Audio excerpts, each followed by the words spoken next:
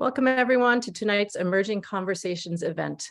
I'm Ginny Van Duzen, Associate Director of Alumni Professional Development at Emerson, and I'm glad you could join us.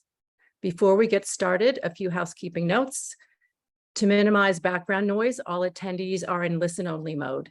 We encourage you to submit questions at any time during the presentation via the Q&A at the bottom of the Zoom window. Following the presentation, our panelists will answer your questions for as long as time permits. Now it's my pleasure to introduce our moderator. Margie Sullivan, class of 1981, is a seasoned business professional with noteworthy experience as a corporate leader, executive producer, and creative manager. She is the Director of Operations for the Client Relationship Consultancy Incorporated in Boston, headquartered in London. Prior to joining CRC, Margie was an executive producer at Red Tree Productions and was the EVP and Director of Creative Service at the Boston Global Headquarters of Arnold Worldwide. Margie is also a member of the Emerson Alumni Board. Margie, welcome. It's so good to have you here tonight. I'll let you take it away. Thanks, Ginny. Thanks everybody for coming.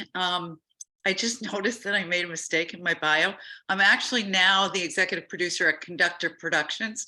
I have gone back into the world of producing content. I'm happy to be here, and I just want to talk about retirement with everybody, but I also want to add to that this isn't just about retirement. It's about if you're at a point in your career where you want to pivot and move forward. That's what we're gonna figure out, because the skill sets are the same if you're thinking about your next chapter, no matter when it is.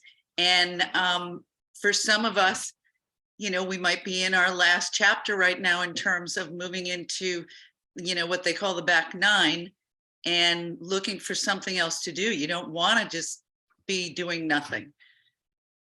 So what is retirement? The old definition is life after work. The new definition, an entire life stage waiting to be written. Getting a better sense of what lies ahead and how to map it can be a helpful way of putting together your own framework.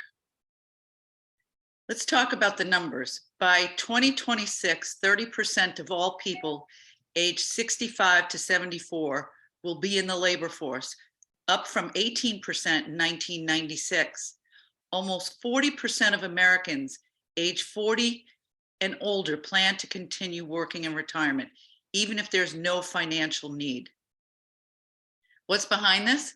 It's a few things: longer lifespans, insufficient retirement savings, high levels of debt, and most important, fulfillment in work and a desire to stay engaged.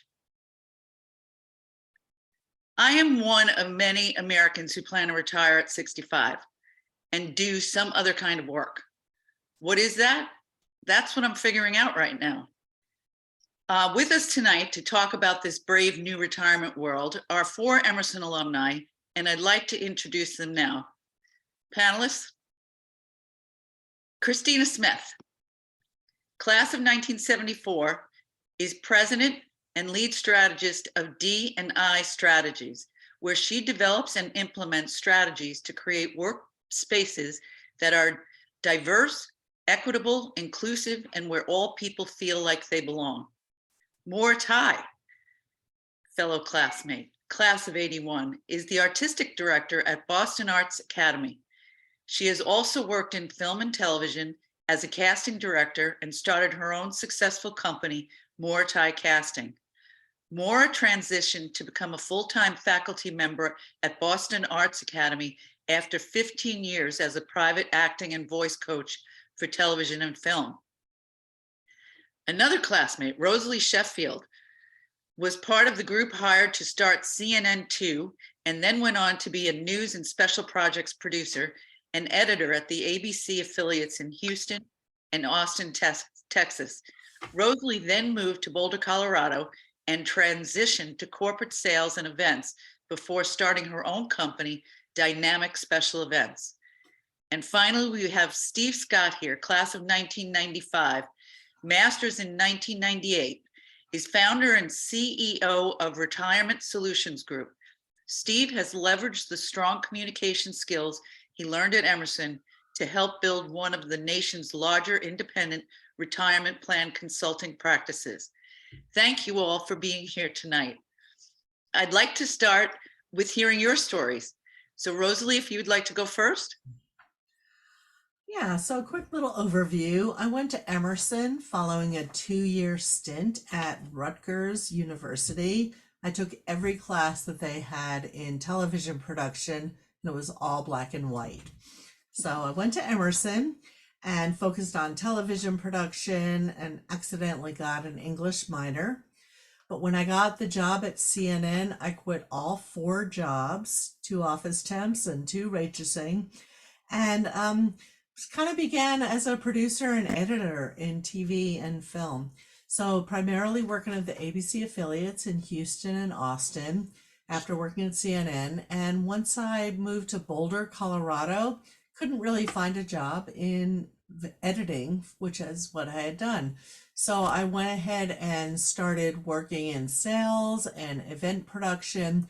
And I like to say that I bring like memorable videos into conferences and trade show events. Next up, Maura. Unmute. Okay.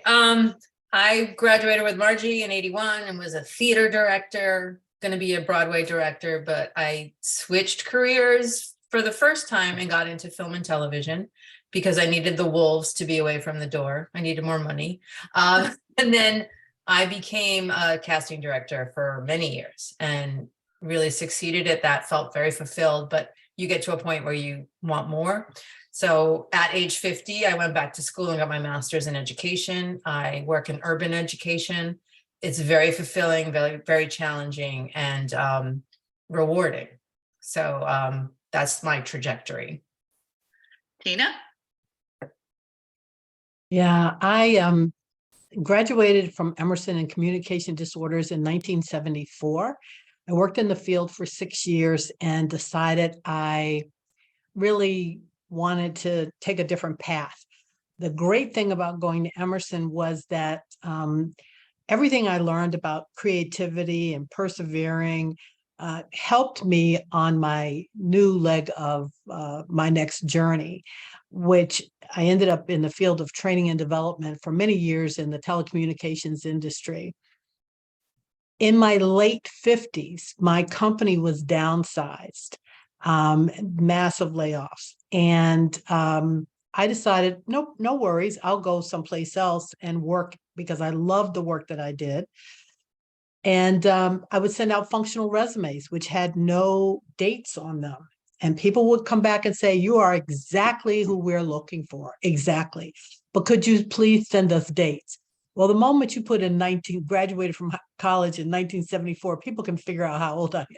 And I would never get a call back after that. And that happened over and over and over again. And finally, I said, no worries. When one door closes, 50 more will open. I just started my own company. So I'm thrilled that I didn't end up going back into another company. I just absolutely love working in the field of diversity, equity, and inclusion. Excellent. Steve? Well, first off, good evening to everybody. Great to be here again. Thanks, Margie. And yeah, like so many of you, I'm a pension consulting graduate from Emerson. That was a joke in case anybody, I'll raise my hand when I try and do something funny because I'm not always very funny. But yeah, you don't really typically go to Emerson and become a pension consultant. But really what happened, like a lot of people, I needed a job after school and option A didn't really pan out the way I expected. And so I just kind of stumbled into an industry that was absolutely exploding in 1995. Retirement plans really started in the early 90s.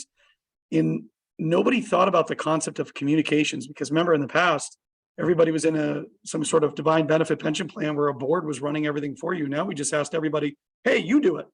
But nobody knew what they were doing. And so there was this huge bridge. And so there was a brand new division started called communications at State Street Global Advisors in Boston that I joined. And it turned into a career. And then in 2005, I started my own company because I really felt that the small to mid-market was still egregiously represented and needed a lot of help. And for most Americans, this is all they got. And so it matters. And so today we support about 17,000 people on this journey of trying to figure out how to retire with dignity. And what I'll just simply say of almost 30 years of doing it is nobody's answer is the same. There is no answer. It's just making sure you know your path and people like me trying to help you get there. So thanks again, Margie. Thanks, Steve. And on that note, while specifics may vary, many experts in this area suggest following a basic framework when planning for your next act. Let's take them one by one and talk a little bit more about them after. Slide 1 is just It's step 1, Margie, no slides. oh, step 1, I'm sorry. Begin early. The best time to start mulling a second career is when you are still working. That's a really important aspect of making a change. Step 2, fix your finances. We'll have Steve and the relevant panelists discuss that in a bit. Step 3, build a bridge. Step 4, consider a midternship. If you think you might need more structure and support to make a change, look for options through educational institutions and organizations in your community. So let's start with begin early. Tina, what do you have to say about that? You know, it's funny because I just made the assumption that because I loved my work, I was well respected at my company, I just assumed I would be there indefinitely. I assumed I would be there until the day I decided I didn't want to work anymore. So when that changed, I literally didn't have a plan. And you mentioned something about midternship, which is getting someone to help you bridge between what you were doing and what your next stage is. I literally needed to hire a couple of coaches to help me figure out what is my next step. And that was invaluable in terms of setting up my business, in terms of things I didn't have to think about before. And so that was invaluable. But I do agree. I think everyone, regardless of what industry you're in, how much you love your job, nothing's guaranteed these days. And having a plan B somewhere in the back of your mind I think is really important. That's great. Steve, why don't we talk a little bit about fixing the finances? Yeah, I mean, I guess just a couple of comments. And as always, Margie, if I start to talk too much, feel free to do the hook. I mean, I'm passionate about what I do. And I think the 3 things I always want to start with is number 1, don't think it's about a dollar amount. I think that's the completely wrong perspective. I can tell you this, there's a lot of financial wellness studies that can tell you that people who make over what's considered a high dollar amount are really not any happier in their financial situation, believe it or not, than the groups directly behind them. And of course but what it does give you is it gives you options. So the biggest thing I would tell you, obviously, is to start early. I know you already alluded to that. There's one statistic that always jumps out to me. I didn't get this updated for 2022, but it was accurate in 2021. And the market's down, so it's probably worse today. But 38% of Americans over the age of 50 has less than $10,000 saved for retirement. 38%. So there's a difference between what these ladies are talking about, which is transitioning to a job because of a passion, a desire, or in Maura's case, a passion to not stop. But the point is really that you're in control. So part of it is as young as you can be, start. And then for those of us who are a little closer to retirement, the biggest thing I would tell you is have a vision of where you're trying to get to and don't ever try and sugarcoat it. If your goal is to sit around, the house and play with grandkids, great. You're going to need a little less money. Doesn't mean you still can't spend here. If your goal is to travel Europe, be honest with it. And what kind of hotels are you planning on staying in? I don't care what the answer is to your fictitious retirement budget. I care that you have one. Because then what you do after you have a retirement budget is then we can look at the source of income. What's fixed and what's variable. And you can start to create buckets. So it's it's vision. It's then developing a budget of what it would take to get to that vision. And then where are the resources going to come from to get you there? And is work now voluntary or is work a requirement for this next chapter? Right? And so part of it is math, part of it is thinking strategically about your life, and part of it's having a little fun. But know that just because you have an extra zero in your account, that's not the fix. The fix is figuring out where you're trying to get to, and making sure you got a realistic and a right path to get there. Last thing I'll say, and I'm happy to go in more detail if you need me to later, Margie, but be very, very careful. There's a real problem in our industry, in our country, right now, with people who may have an account and they see $250,000 with it and go, oh my gosh, that's a lot of money. Keep in mind that when you go to retire, that variable money, meaning the money in the markets, you should really only think about pulling out 4 to 5% a year if you intend that money to last throughout lifestyle. So that's not as much as a lot of us think. And I'm not trying to be, a downer, but I just mean that once we have that plan, we can start to do some fact checking along the way. Excellent. Steve, I want to just say this really quickly. How many times do all of us say, wow, this year went by fast? Didn't this year go by fast? Yes, the year went by Completely. fast. And then the next thing you know, 5 years goes by, 10 years go by. I mean, I think about my daughter who is 42 now. And it seems like just yesterday she was 20. So when you made the statement, start early, I can't emphasize that enough. I just can't. It's so important. And like my mother used to say, even if you put $25 a month away or something, but just get in a habit of saving and figuring out how you're going to grow your money. And just last comment I'll say on that, Tina, great point, 100%. And so much of it is, I'm sure you as a mom pushed it. I mean, a lot of it does start with, you got to believe in it. All the data tells us for people who start early, regardless of the amount, 1%, $10, if you start early, it'll become your norm and you'll be a saver for life. The people who say, I'm going to get to it in the next year, 2 years, 5 years, typically don't, or they get to it far too late. And the last thing I'll say on this is simply every day, I don't care, for those of us who are getting frustrated maybe now because you're like, what are you guys talking about? I'm 40 and I haven't really started yet. Tomorrow, I'm going to be an Emerson guy using math, so I apologize in advance. Tomorrow, you have less compounding power than you do today. And I don't care if your tomorrow is because I'm 49, or if you're older than that or younger than that. It doesn't matter. The math is tomorrow you have less compounding power than today. So wherever you are in your journey, get started, do what you can to get to the number that gives you the most options and choice. That's great. Hey, Maura, let's talk about Build a Bridge. Create a transition so you'll still earn money while launching a new career. You really thought about that. You took yourself back to college. So talk a little bit. Yeah, I mean, I literally at like age 45 started to notice how young the industry was that I worked in. And regardless of how well I was doing and how solid I felt, I noticed. I started to talk to young producers who didn't know like certain references. And I'm like, wow, I'm old. 45 is old. So I really looked to think about, well, I really was successful at this, but I don't want to stop working at 45. I don't want to be put out to pasture because my references are 20 years old in the film industry. So I looked at where do I see people making a really good living and being respected for their wisdom and their age.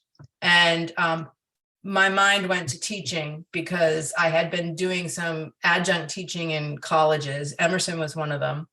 And I just started to think about, I still have a long ways to go before I want to not contribute to artists working in theater and this whole realm that I've been in since I left Emerson. And I thought teaching, but not teaching because I can't, teaching because I have a lot to offer. And so I did go back and get my master's in education.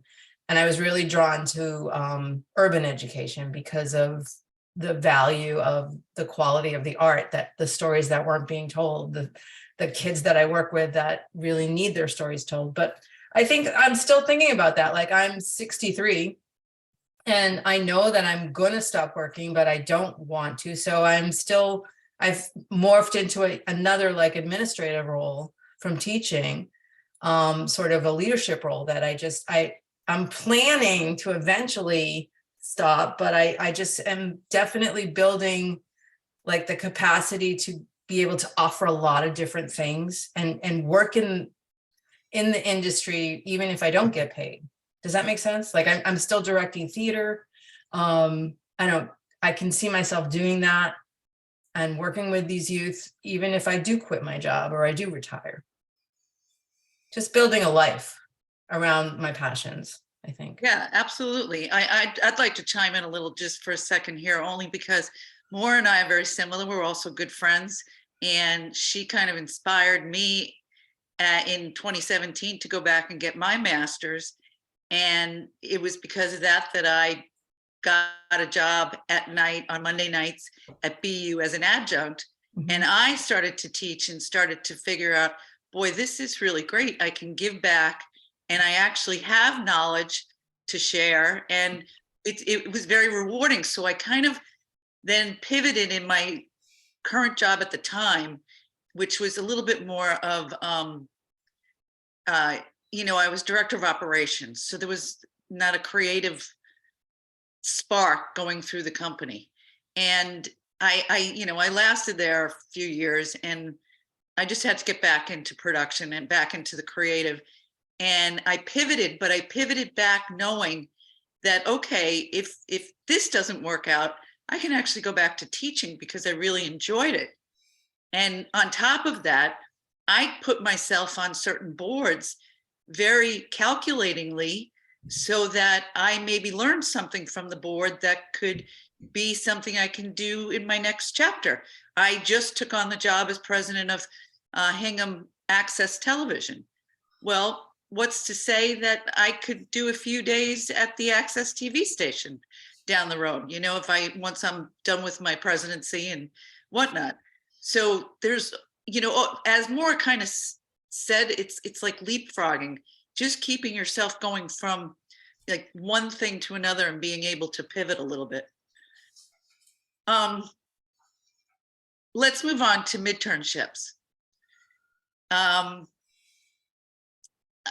In the midternships, if you think you might need more structure and support, make a change. Look for options through educational institutions and organizations in your community. Rosalie, have you had an experience of doing something like this?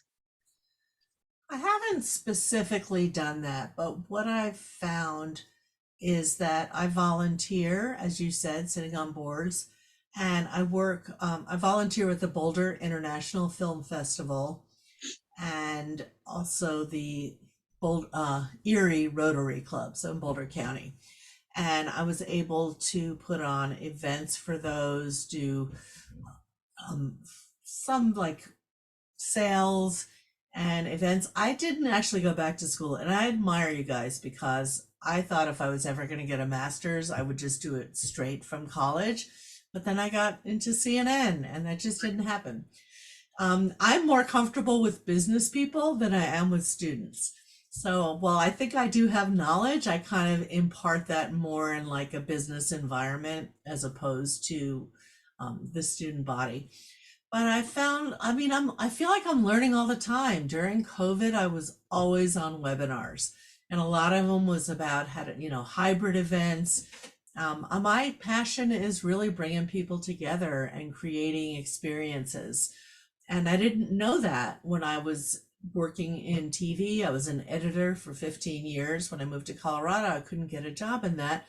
And I went to a trade show, which was the Audio Video Expo, and I've been the conference manager for that for 15 years. So I've kind of learned on the job, not specifically taking classes, but I think I'm like a lifetime student. That's great. Rosalie, I want to just say, I think what I heard from Margie, Maura, and Rosalie, and even for Steve, like we're all finding what works for us, what feels good. What do we enjoy doing? What's our passion? I had a mentor who was in her 80s, literally, and still working every day. She taught at Johns Hopkins University, and I just was so enthralled that everyone would ask her all the time, when are you going to retire? And her response was, what do people do when they retire? They do what they love. I'm doing what I love. So I guess I'm retired. And I thought, you know what? That's my motto. That's what I'm going to live by from this point on. I don't know that I'll ever stop working. I love what I do. And it's very fulfilling. And it keeps my brain sharp. I'm always having to learn Very to do important. something on the computer. I'm telling you, I can run rings around some young people working on my computer. So we'll see.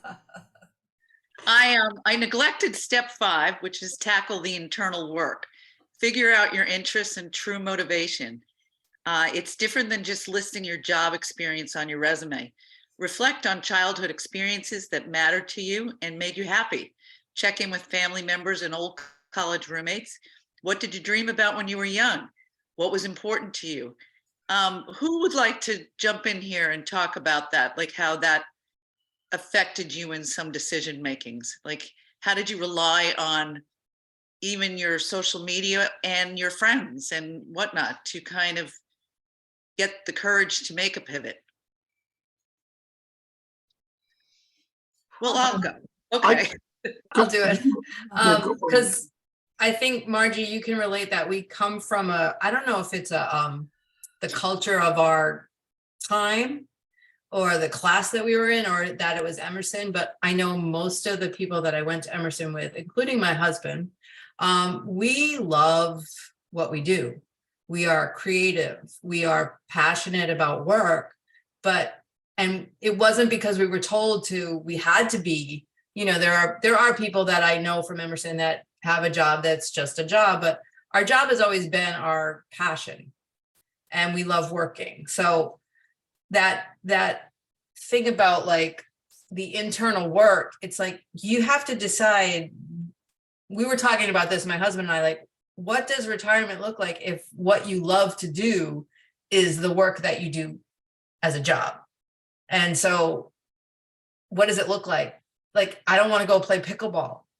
Like, I don't want to like take up golf or like knitting, so like, what is you have to start to think about what retirement is if you continue to do what you're passionate about. So that's that kind of that internal work. I think that we're talking about that a lot.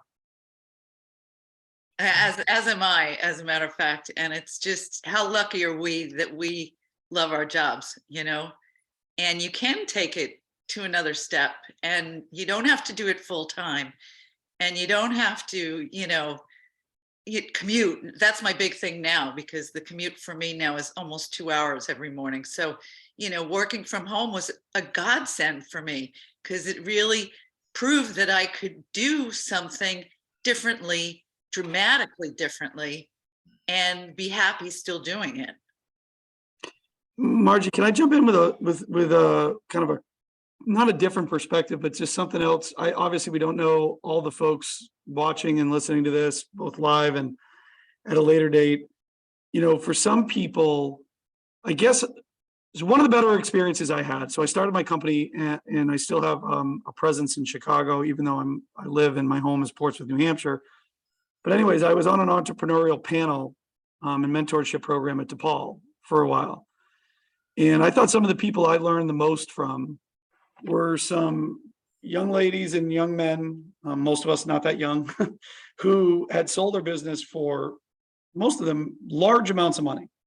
And again, this gets back to my earlier point. Money was not an issue. And the man who always jumped out to me the most talks about the massive depression that happened after he sold his company. And the issue was he had no idea who he was. His business had defined him for years. He ended up drinking too much, ended up getting divorced, lost a relationship with his daughter. And he's very open and transparent, but I'm not going to say his name because not that it's necessary here. But I guess what I was trying to get to is, again, this idea of having a vision of where you want to get to. And if you're doing something you love, and I'll just keep going back to Maura, but I think Tina too, all of you, Rosa, maybe it's a slight adjustment. Maybe it's just a more flexible schedule. Maybe it's, a little bit more doing what you do now, but doing it for yourself instead of a boss like Tina did. That's internal decisions. But the other thing, like I own a company. At some point, there may be a transaction. I always refer to my company as my third child. What happens when that's gone? And so we have now in the entrepreneurial study program, the idea of you got to build, a playhouse. You got to build some place to go. You can't just go downstairs and stare at your spouse or significant other or your dog or whatever and start bossing them around because you've been the boss for the last 20 years or whatever your job was, whether you're a manager, whether you're creative. It's still this idea of thinking about the emotional and the psychological transition that you're about to go through is just as important as the financial one, and really making sure you're comfortable with what that means. And sorry if I'm talking too much, but the last thing again I'll say is, we have a lot of people like, oh, I'm going to move to Florida. Okay. Are you really comfortable with recreating a friend group and an environment, and where are you going to go? I'm not saying that's not going to work. I'm just simply saying I support thousands and thousands of people who have retired last few years. And I know a lot of them who are financially fine and struggled with it because they didn't think through the transition from that emotional and from that, like just who they were, and make sure it worked for them. So hopefully I didn't take us down too wrong of a path, but I just wanted to but I will add to that. And when I was miserable in that operations job and I wanted to get back into creative, I went to a friend who's a coach and I asked her to help me. Well, she said we should put a website together for you. And I just didn't feel a website was right because, in my 10 years, for more than 10 years, I've been managing. So I didn't have like tangible creative to put on that was all mine. So we decided that revamping my LinkedIn would be what I should do. And we really took a deep dive into it. And I interviewed people like on what they thought of me and whatnot. And that was really telltale to be able to kind of articulate what your strengths were and to figure out what are you really good at. I actually had my aha moment in 81 at Emerson because they had this internal soap opera show called Quincy Hall, and they were looking for an assistant producer. And I was a freshman and I said, oh, I'll do this. It's organizing. It's telling people what to do. I'm really good at this. I do it to my family all the time. So I loved it. I absolutely loved it. And I realized that those skill sets can be transferred to all different, kind of walks of life. It's being organized, being on top of things. But when you add the element of creativity, it's fantastic. So the LinkedIn piece. I did this whole splash saying I was going freelance because I was so miserable at the other job. And the day I hit send and, put the LinkedIn up, I got a call to don't do anything about freelance. I want to talk to you. So it's amazing how if you kind of in this step, it says to really do a deep dive into like the things that you love and whatnot. And that's talking to people and letting them help you define things. Anybody? No?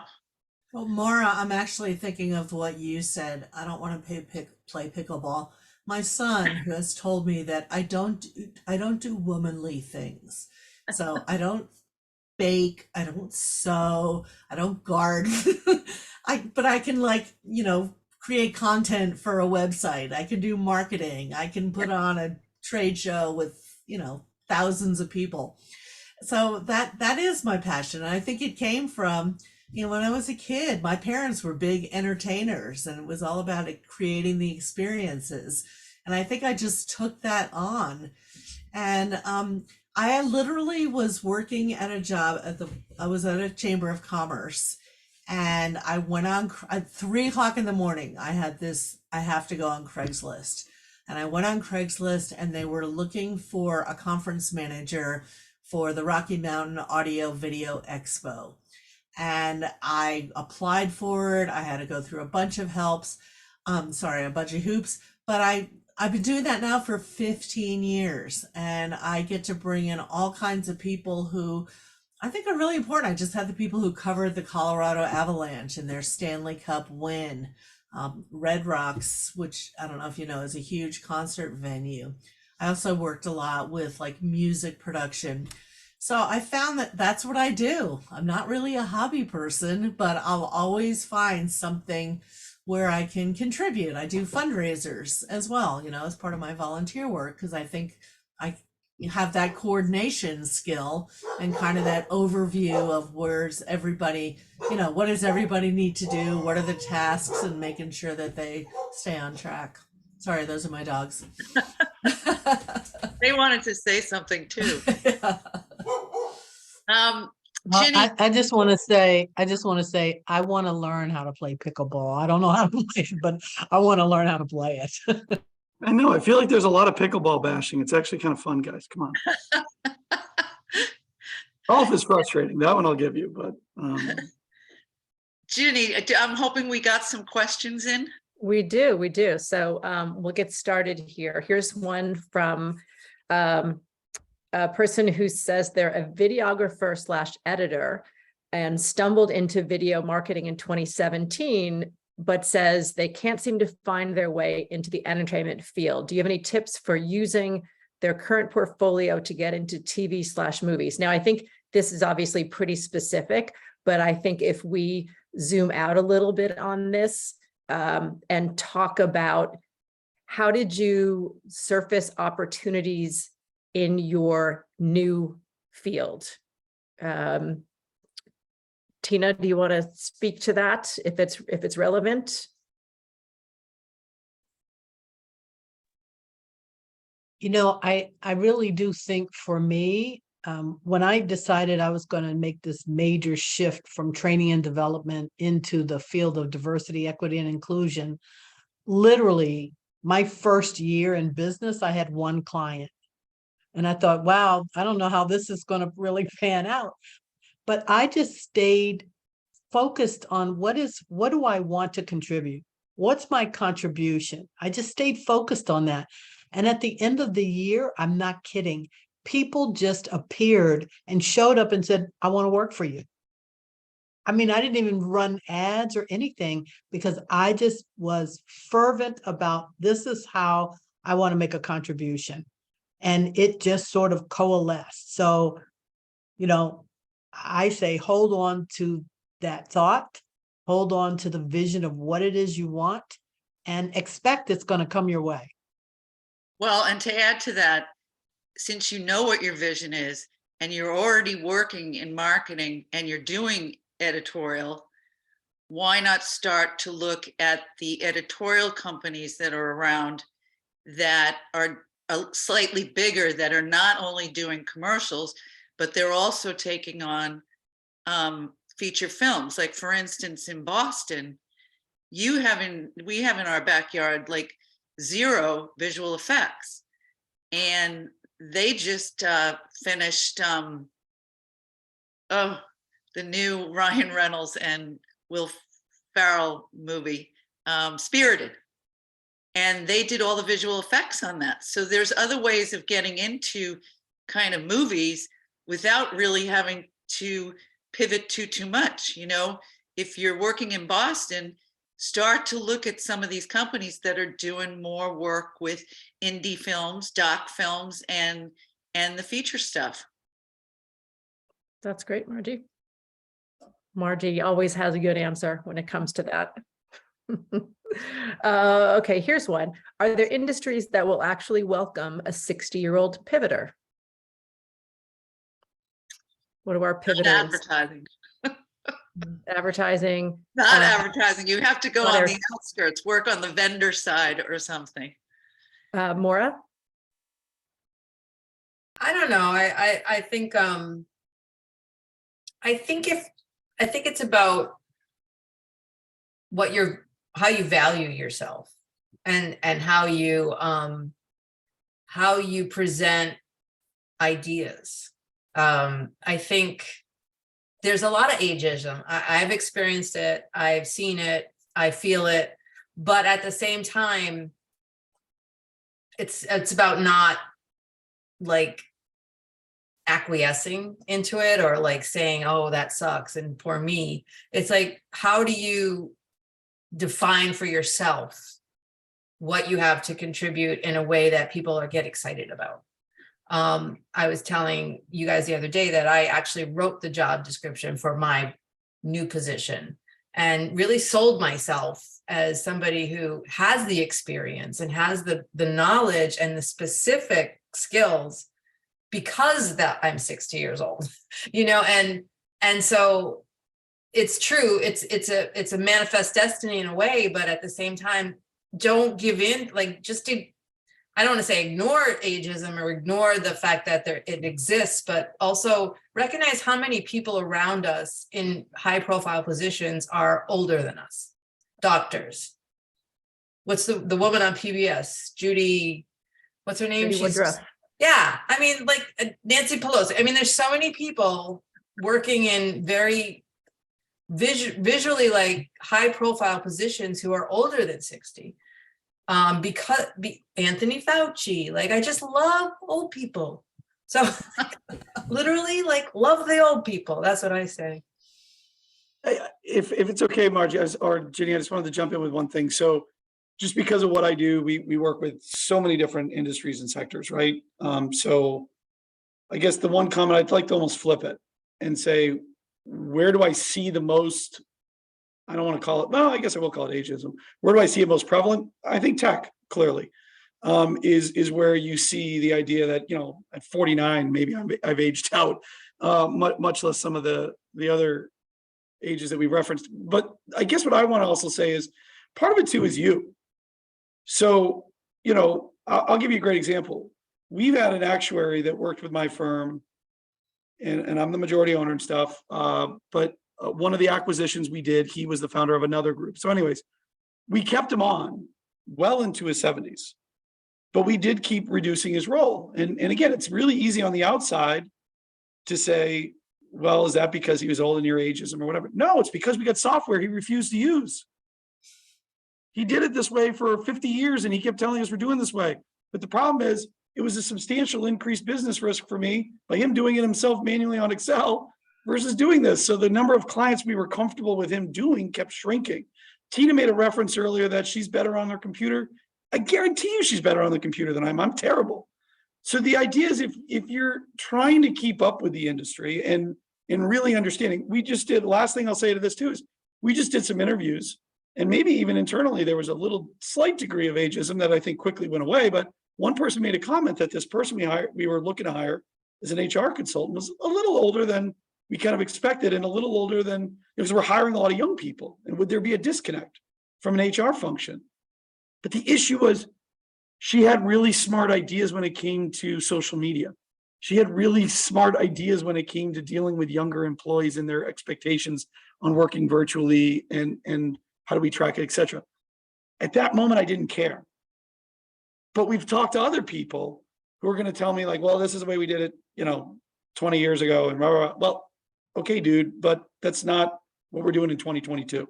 So I think it's making sure that there are certain industries that, yeah, that may be a thing, but I think the biggest thing is your perspective, your willingness to adapt with the times that are relevant and making sure that you're able to still add value to the people who are running those organizations, which again, by the way, we still keep Ed employed, but not in not in the same capacity just because of that inability on his part to embrace the technology that we needed to use. I just have to jump in with something. A few years, so I've been working for the Boulder International Film Festival for 15 years. And every few years, they seem to go with a different kind of database, and we have to kind of re-up our application. 5 years ago, I was just going through that same process, and the oldest age that you could be to select was 1960. And as Margie and Maura know, we were born in 59. And I was like, oh my, I contribute so much to this. Why is that a barrier?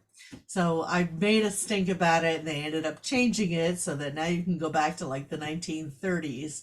But that really kind of hit me. Why do you think that I would not be relevant if I was, at that other decade? And the other thing too, I also want to say that I put on I have taken my dates off of my resume, and that has helped me getting some of my kind of contract positions. I do not even put my first 15 years working in TV production. I just focus on the event planning and who I've worked for, and I kind of put like 2010 till present, but I don't put my dates on there, and that's worked for me. You know, I really want to respond to Al, Darren, and Steve, who put something in the Q&A, and I really want to share this quick story because it revolutionized my life. At the age of 13, I was at my pediatrician's office, and he asked me what I wanted to be when I grew up, and I said I wanted to be a social worker. And he said, why? And I said, because I like helping people. And he said, he was German and had a very thick German accent. And he said, why don't you become a speech pathologist so you can help people who talk funny like me? So I said, okay, I'll do that. And it was no problem to go through school, to decide to go to Emerson, to come out in that field. When I decided I did not want to stay in that trajectory from a career standpoint, I thought it would be just as easy as when I did it before. I thought I would just make a decision and it would be effortless. And it was grueling for me. It was absolutely grueling for me to figure out who I wanted to be when I grew up. And literally, at one point when my kids were really young, I took a job as an administrative assistant near my home just to be close to them. And I hated it. I hated the job. I was not good at the job. The people didn't like me. I didn't like them. Look, I love everybody. So when I start talking about I don't like somebody, it's a problem. And it was just horrible. I came home and I was in tears every single day. And I kept thinking, I'm stuck. I am stuck. I don't know where I'm going. I don't know what I'm doing. I don't know how I'm going to get there. And I thought, you know what? Your prayer, or you are getting the answer to what you're putting out. You're stuck. And you cannot go any farther because you keep thinking you're stuck. So I thought, okay, let me put a placeholder in my head for right now until I figure out my next move, but I got to stop thinking I'm stuck. So I came up with this mantra, and I use it to this day. And the mantra is, I am moving in the direction of my greatest dreams. And I started thinking that every day, and I started feeling excited because I just knew that that was going to happen. I took several days to think about, what do you enjoy doing? Just if you didn't have to do anything, what do you enjoy doing? I love learning and I love sharing information with people. But I'm like you, Rosalie. I didn't want to work with kids. I knew that. I didn't want to work with kids. And I just thought, I want to be a trainer. I want to be a trainer. And my next thought was, you can't afford to go back to school right now. We were young, struggling financially and everything. You don't know anyone who does this, so you can't be mentored by someone. There's no way this is going to work out. And I said, no, I'm moving in the direction of my greatest dreams. A series of coincidences happened right within a 2-month period of time. I ended up, someone called me and said, I'd like for you to come work for my company. And they didn't even have a training department, but they had a human resources department, and I had done some generalist work. Long story short, I got that job. And within 2 months, they decided they needed a training department. I interviewed with somebody else. They paid for me to go all over the country to learn how to be a trainer. What I learned from that experience is, number one, be committed to your goal. What's your outcome? What's your desired outcome? Be committed to that. Don't worry so much about how you're going to get there, but really focus on, this is what I want, and to feel the joy and excitement, because you will get there just because you've committed to this outcome. I'm telling you, it was just, I use that experience a lot to motivate me to have other great experiences. All right, Ginny, why don't you read another question? Yeah, well, so what I was going to say is, we're kind of coming up on a little bit of time. I did want to address what Tina spoke of, that some of the questions that have come in are about career transitions, re-entering the workforce, that are topics that could fill up several other hours of programming. So rather than address those in detail here, I wanted to let the people who ask those questions know that they can reach out to me, because I've done quite a bit of work with people who are re-entering the workforce or transitioning, and I have resources. So you can find me in Emerge, or you can send me an email, emerge@emerson.edu. And we can set up an appointment on Zoom, and we can talk about some tools and some resources. There is also information in Emerge about career pivots, career transitions, and re-entering the workforce. I can only add one thing to that, Jenny, just only because it came up on a mentoring session. I'm part of our group. Focus on skills, not jobs. Anybody who's going to transition. I was just going to say that, Steve. I was just going to say that. So I'm looking at Al, Darren, and Steve's questions, and just briefly, Jenny, you guys, there's a way to get into the entertainment industry. You start as a production assistant, and you know what, you might want to poo-poo that, but PAs move up the ladder really quickly if they're good.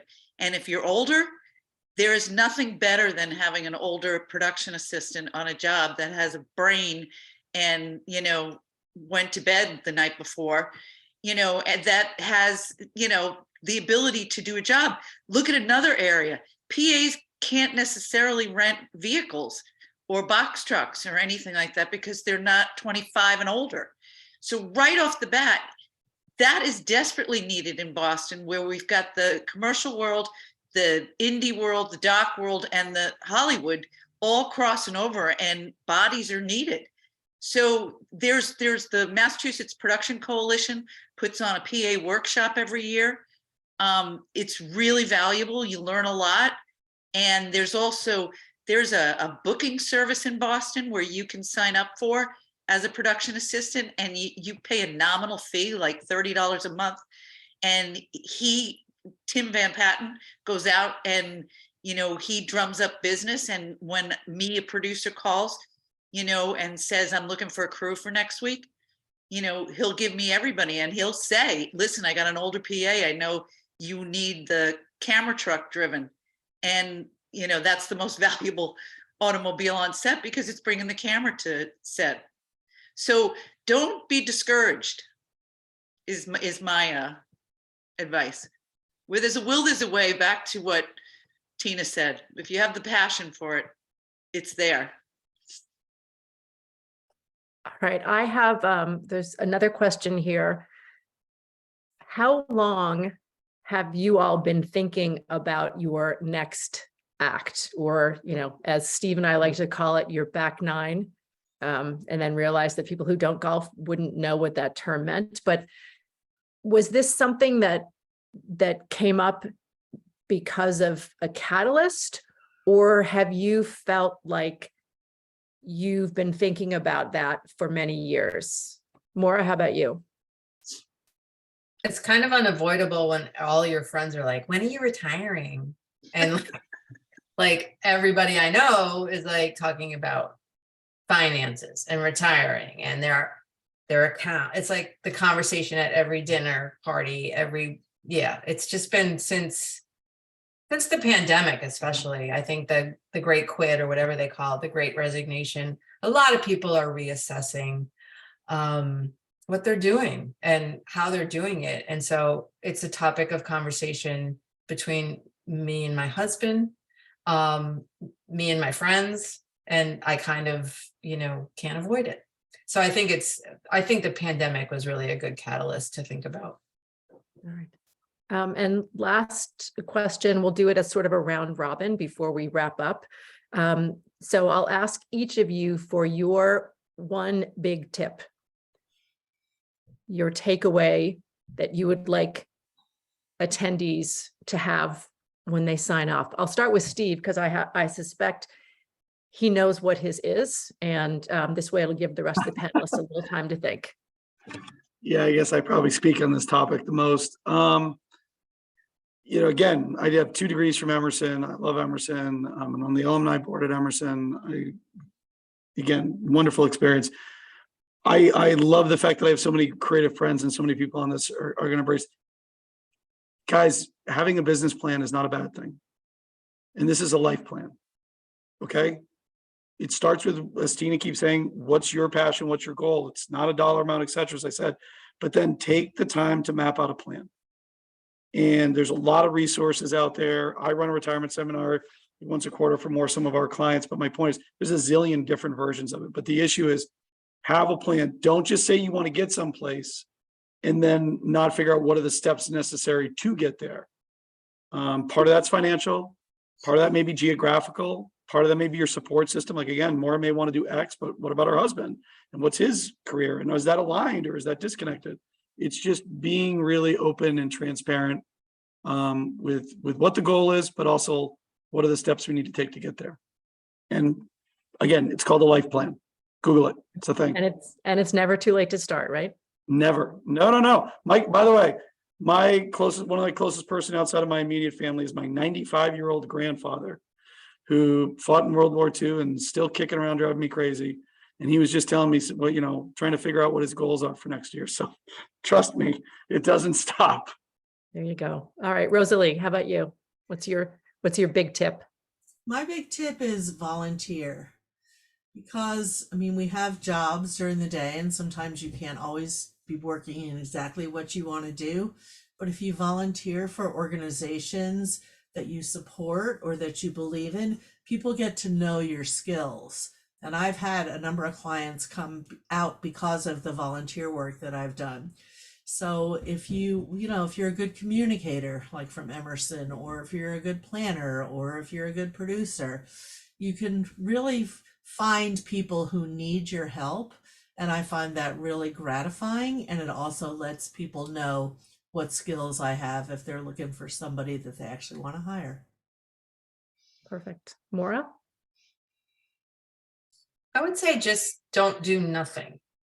I think any little action begets a thought or an action. And I think if you find yourself stuck, I always do this about the gym. Like if I go to the gym, even if I only do this, at least I went to the gym, right?